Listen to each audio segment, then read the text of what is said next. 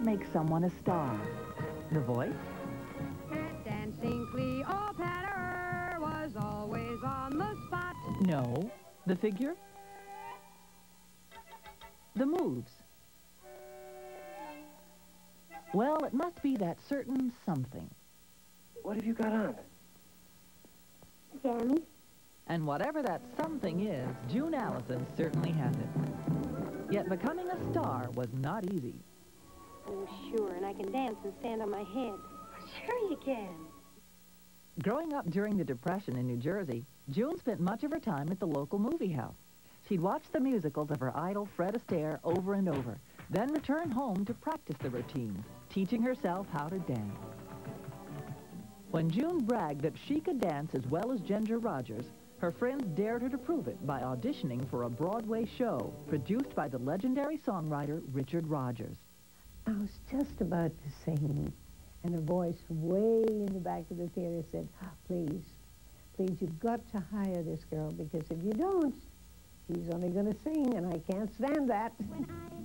After this inauspicious beginning, June Allyson paid her New York dues in the chorus of several shows, and by appearing in low-budget short subjects like those for Vitaphone, often opposite Hal Leroy.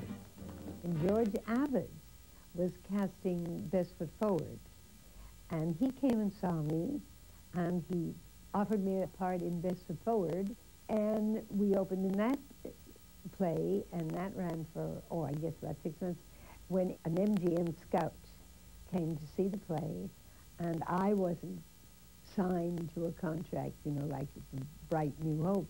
They signed everybody in the play and the play, and that's how I got to Hollywood, in a package deal. Gee, you look swell. But it wasn't smooth sailing from there. In her few minor musical roles, June Allyson had yet to impress studio head Louis B. Mayer. The budding star was on the verge of being dropped when she did impress the right person, producer Joe Pasternak.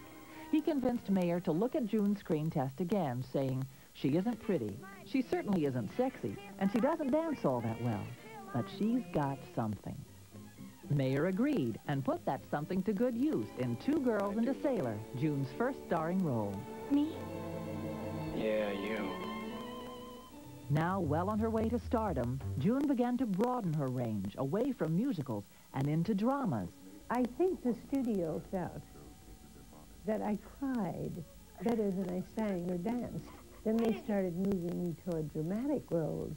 I wanted to be a dramatic actress. After a while, I finally learned that that's what I wanted to be. And so it was great. June Allyson's special qualities graced film after film throughout the 40s and 50s. That certain something carried her a long way from her humble beginnings, all the way to being one of MGM's most popular stars. The Girl Next Door is the star of the month. The films of June Allyson are featured all next month on Turner Classic Movies.